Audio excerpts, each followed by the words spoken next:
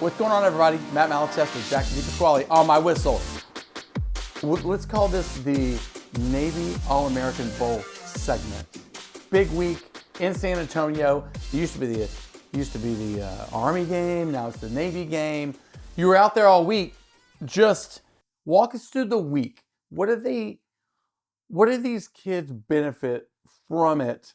Do they get cool gear? Do they get, building relationships with other players? Are they trying to recruit other guys? What did you basically see go on over the week? Yeah, I showed up there on Monday, got there for Tuesday's practice. Just some things that you kind of see out there. It's a lot of these kids, especially teammates, kind of getting to know each other, maybe especially out-of-state guys. I'll use Charles Ross as an example. Future college teammates. Yes, future college teammates. You saw Charles Ross from North Shore and Zach Weeks, who's from, I believe, Georgia or North Carolina. They're both committed to LSU. Well, they've never really played together, so they got the opportunity to kind of play together, meet each other, not necessarily meet, but like talk more than maybe they would on a daily basis, not being from the same state. So you get to build those relationships, I think, with your future college teammates. But I think the big thing also, you touched on the gear that they get. Adidas hooked them up with a bunch of shoes, tracksuits, a bunch of gear. And then they also got some gold chains and necklaces, some with their school logo emblem on it.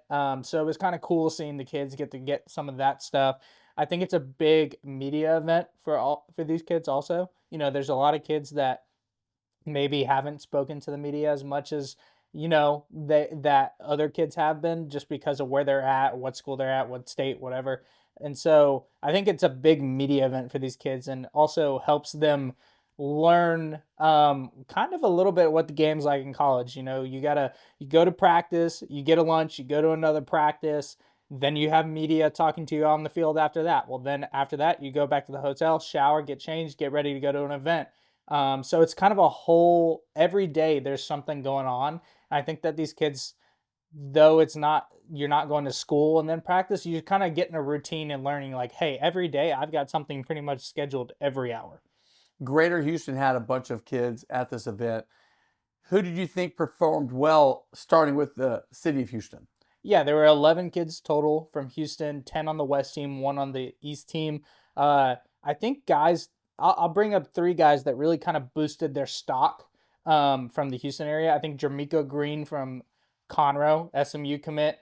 He was a late invite, really performed well throughout practices, did well in the game. I think he's a guy that a lot of people slept on in the state of Texas. He could be a guy easily at SMU, get some early playing time, and in the next 3 to 4 years, you're seeing him perform well on the stage that what SMU did this year, what they'll continue doing in the ACC and in the playoffs potentially. You look at Jermod Odoms from Lamar, Goofy as his nickname is. He was great all week. A little chippy during practice, which is what you like to see. I think a lot of the media members were excited to see that, but he performed really, really well. He was with the starting group. I really liked what I saw from him. As you know, he's from Lamar. In the HISD district, you don't really get to see maybe too much competition in district, but out of district, they played a lot of tough competition. So really impressed with Jermod Odoms. And then the third one is Chase Sims from Randall, another kid who was slept on all year, got a big rating boost towards the end of the year after the state game. He gets the late invite, comes in, maybe not the biggest guy out there, but game wrecker, took on double teams, beat people in 1v1s, and did great in the game as well. I do love to see, stuff coming out on social media about some people can go there and get kind of exposed, it's a double-edged sword when you go play when you're maybe from another part of the country, or maybe a private school guy or a smaller school guy, and get out there and it's like, whoa, the lights might be too bright there. But it seemed like a guy I thought might have fallen into that case was the quarterback from Legacy Sports Science. But he ends up winning the MVP of the game. How about that? Yeah, Keyshawn Henderson. Keyshawn Henderson had a great week. There's a lot of people that debate, is he a quarterback? Is he a wide receiver? Is he an athlete? Is he really a quarterback? I felt personally on the West team, he was the best quarterback there. He performed really well in the game. A big part of his game is going to be his running ability. He can throw the ball. Really liked what I saw from him throwing the ball, especially throughout practices and in the game. He had the big touchdown pass. I think he maybe changed some people's mind in the media of what kind of position player he is. But Keyshawn Henderson is a big time player no matter where he's going to go or where he's at. Right now, he's committed to Houston. This is going to be a big cycle for Houston to try to keep him locked in, as a lot of other programs are going to be eyeing to try to flip him. So Keyshawn had a great game, and like you said, he's a kid that you don't know what to expect because he's at a charter school. The kind of competition they play, but Keyshawn Henderson is definitely one of the top athletes, not only in the state, in the country, and he showed that at the All-American game. I am interested. I was happy for him that he was the MVP of that game. I'm so interested because, I mean, look, again, his coach is Michael Bishop. Michael Bishop played at K-State. He went to Willis High School. He finished second in the Heisman. So he's being well coached, I think. But, man, that playbook gets real thick when you get to college. And we'll see. We'll see if he's that guy. And he might be. Look, Vince Young was an uber talent. But people are the same way. Is he a quarterback? Is he a tight end? Is he a receiver? But he ended up being a superstar at UT, of course. But I'm happy for him, and we'll watch how his development goes because he had also so much high ratings going into it and last year, and we never see him play because he doesn't play anyone because of where he goes to high school. I think that's kind of interesting. I think what is also interesting, if he blows up and gets on a college campus and does well, watch for kids to maybe start flooding these prep schools in the state of Texas where they have a lot more freedom and can work kind of specifically on their game. But the quarterback spot's tough. And he's following a quarterback from the city of Houston in DJ Lagway from Willis. What was the coaching interaction like? Did you feel like the coaching was good? Was there some college coaches there? Or was it mostly high school coaches kind of given the direction? It was mainly high school coaches. Smithson Valley's head coach was the head coach of the West team. I really like him and what he does. He built relationships with these kids in only a week, and that's tough to do in like an all-star game setting. Really liked what he did, and I think the coaching interaction, these kids built strong relationships with these coaches throughout the week. They were joking around, messing with each other. There was a lot of going back and forth between the offense and the defense, which you like to see at practice. So I feel like the coaching was really well, really helped some of these kids maybe learn some things maybe they didn't throughout their high school career at wherever they were at, but really liked what those guys did. But I do have two other names that really stood out Yeah, give it to us. from the week in the game. Ryan Foji from Bridgeland, the Bridgeland offensive lineman. This kid is going to be, I think, the next big offensive lineman drafted out of the Houston area that played Houston high school football. Looked really good all week. Like, one of my favorite players that I got to watch this week was Ryan Foji. Watching him go through drills, he just looks college ready. So he was a guy for Oklahoma that I think is going to do good things there. And then also San Antonio Cibolo Steel's Jalen Cooper is a name that everybody needs to keep an eye on once he gets to SMU the next 3 or 4 years. Late invite kid, got invited maybe 2 to 3 days before practice started and ended up being amazing throughout the week. Had the big touchdown catch and run, was getting open all week during practices, during 1v1s. He was awesome, and I think that he's going to be a guy that a lot of people are going to regret maybe not going after here in the next 3 to 4 years while he's at SMU. And then a sleeper or a kid, an honorable mention kid, Felix Ojo from Lake Ridge in Dallas, 2026 kid. He was in the starting rotation for the West team at right tackle. Big kid. Really liked what I saw from him all week as well. Well, if you don't know, I mean, we remember the Army game being where at halftime you had so many kids announce. Well, the recruiting game was completely flipped in that there is no halftime, in kids doing the hats and all that because everybody's committed or they're on campus or they graduated early. They're getting paid already. So now they have juniors playing in the game. Could you tell a lot of difference between the seniors and the juniors, or did they fit right in? I think they fit right in. I think the juniors that were selected are guys that could reclassify type of guys that are already at a great level of where their game's at. Um, Honestly, there were some juniors that performed better than some seniors, and that's just kind of how it was. But overall, I think this 2026 class is pretty solid, especially the guys that they brought in. Felix was one of the guys. There was also a safety from out of state for the West team that looks really good. And then also a 2026 kid on the East team from South Oak Cliff, Tisby was awesome. Really liked what I saw from him on the offense line. So you look at these 2026 kids, I think this game is going to start moving towards a junior game because of how many seniors will go early grad. They've already signed. They're already starting their NIL deals. They want to get over there to their schools and start practicing, especially like you look at a guy like Devin Sanchez. Devin Sanchez was supposed to play in this game. He was one of the top names in the game. Well, Ohio State's still in the playoffs. So you have to make a choice. Do you want to go and practice with a team who's competing for a national championship, get a little bit of the experience of what it's like to go throughout practices, go throughout those games, or do you want to go play in an all-star game where you'll rotate every other series and You could get hurt. you could get hurt? I think that this game is going to start moving towards a junior kind of event. Juniors going into senior year. It's got to. It's got to move that way. They also have a combine attached to it. You were at the combine as well. It's a big deal to get the invite to go to that combine. Anybody stand out from around here? Yeah, I'll bring up 6 kids. A few in Houston, 1 in San Antonio, and Austin as well. The 3 kids from Houston that I really liked were Jeremy Garner, Iowa Colony, 2026 DB, has an offer from UTSA. Long played, rotated in at corner and safety during 1v1s. I think he's a little bit more comfortable at the corner position, but also can play the safety spot. That's what he's playing at Iowa Colony. Really liked what I saw from him. He performed really well. I believe he was an honorable mention defensive back from the whole combine overall. Then you look at Carnell Greedy James. This is a kid everyone needs to start getting to know really well. 2027 Manville defensive back. Has 4 offers: TCU, UNLV, Washington State, and Minnesota right now. Greedy. Greedy is nickname. Very cool name.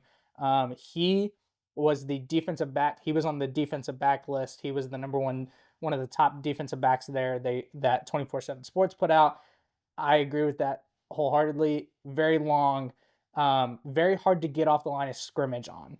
He's going to press you. He's going to get his hands on you, and then he's got the length to make plays on the ball as well as some speed. Really liked what I saw from him. Those are 2 DBs from the Houston area. Then you look at Audric Williams, 2027 wide receiver from Cedar Ridge. I was there. I'm filming different guys, like trying to figure it out. And every time I'm filming a quarterback, this kid keeps catching the ball. I'm like, who is this kid? So I go, you scan their wristband, you figure out who they are. Audric Williams, 2027 wide receiver from Cedar Ridge, is a guy that I think is going to start getting some offers pretty soon. Probably about 6'1" to 6'2", long kid. Got open more than any other wide receiver pretty much there. Really liked what I saw from him. I would add him to your radars right now as a young guy that's going to probably project into a good player. And then last, San Antonio Roosevelt offensive lineman Caden Scott was the story of the combine. Had a 131-inch vertical jump at 6'7", 290 pounds. Dude was insane. Also looked solid in 1v1. So those were 4 guys that really just stood above the rest. If I were to give us some honorable mentions, I really like Jordan Stiles from College Park. He was routing dudes up. Also, Jaden Johnson from Texas City, 2026. He looks good as well. Well, I mean, yeah, and this is when it starts to happen. These guys become household names on all the recruiting services. They have a big combine, and they go hit a couple junior days, and then there's just the processes over and over again. Yeah, I mean, does it still have the luster that it used to have as the bowl game? I know they have Under Armour as well, their All-American game, but was it still a big deal? Yeah, I thought it was still a big deal. I think it turned into more Texas kids than maybe they would have thought, with some late invites. You had Cade Spradling from Smithson Valley, who was the state MVP offensively. He was a very late invite. But he did really well at the linebacker spot. I think that just overall, with the amount of kids that are at these big time programs who are still competing for trying to win a national championship, that experience of getting to practice during that time and getting to know the other guys and already being there in the building, I think that outweighs the bowl game experience because of the opportunity you have to essentially be a part of a national championship. Yeah. Whether you were there all year or not, you're there when it matters the most. So, Get your ring, baby. Get your ring. And yeah. nobody's going to like ask, oh, did you play? Like, yeah, I was an incoming freshman. Yeah, and I think that's important. There were a lot of Texas kids too that didn't play. Michael Terry, the #1 athlete in the country, he was a guy who was at the Cotton Bowl on the sideline for Texas. So I I think it still has the luster, but we'll see how it moves on from in the next few years. If it changes to a junior game, I think it'll still be if not bigger, because of the amount of talent you'll have there coming from all over, and there won't be kids that are opting out, so to speak. Yeah.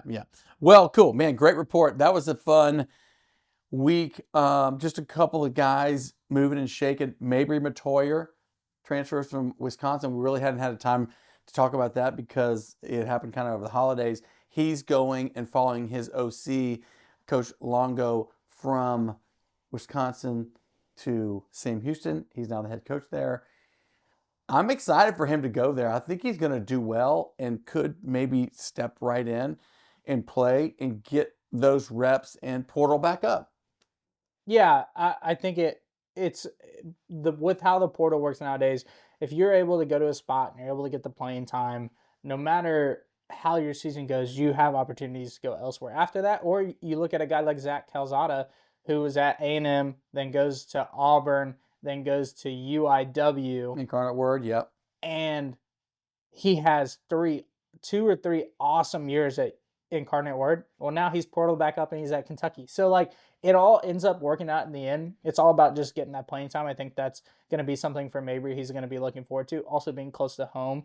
But we talked about Mabry. Another guy that we need to talk about is Donovan Green from Dickinson. Yeah. The tight end transfers from A&M to LSU. That's a big time get for LSU.